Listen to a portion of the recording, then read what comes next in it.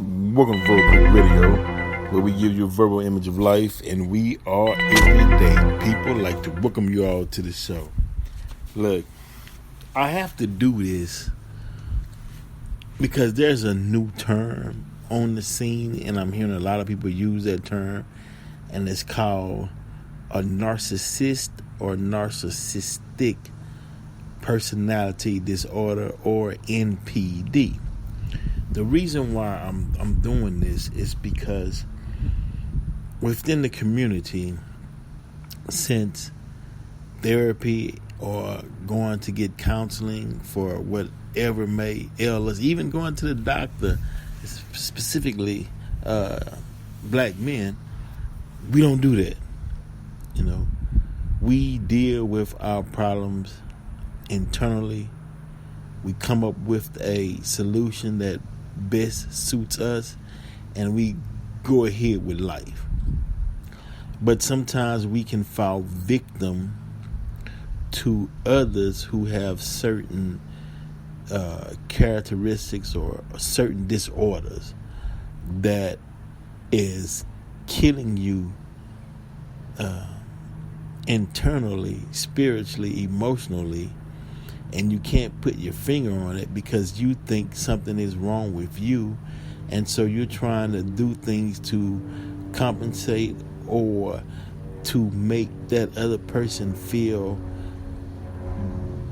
appreciated, or make that other person feel better, as if you were the cause of the problem. So you go outside your way to accommodate them, but not knowing that person could be a narcissist or suffering from NPD, narcissistic personality disorder.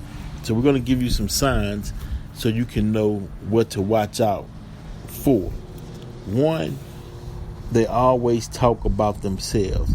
Now, the reason why this may be a problem is because they can't see you and never give you any accolades or job well done for something that you may have done that you felt was great, and it was great because it added some type of strength, or it gave some momentum to whatever you all was doing, meaning that what you contributed was a key element to the success, and they just look at it like, yeah, whatever, right?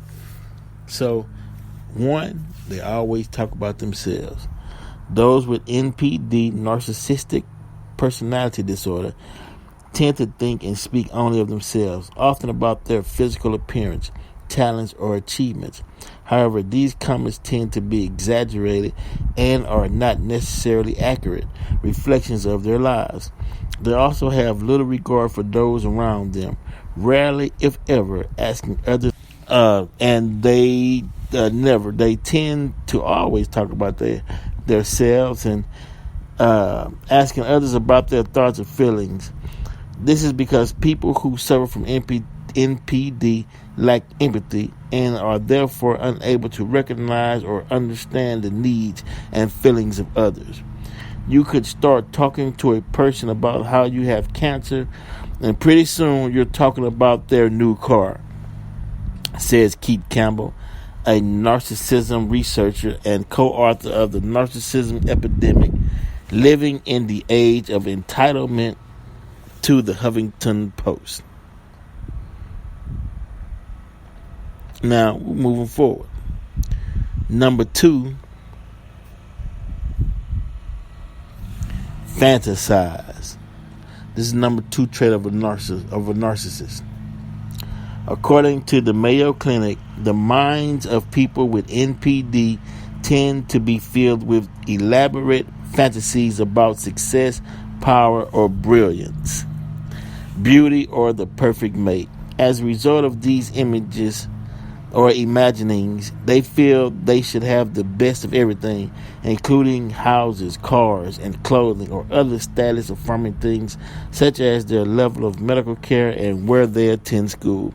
Unfortunately, these fantasies are a way for narcissists to fend off inner emptiness, feel special and in control, and avoid feelings of defectiveness and insignificance.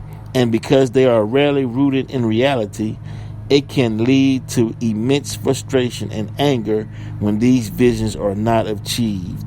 Now, when they say anger, right, that anger can turn violent if you bag a narcissist in the corner and they have to face themselves, and instead of facing themselves, they will lash out at you and try to hurt you. So you got to be aware.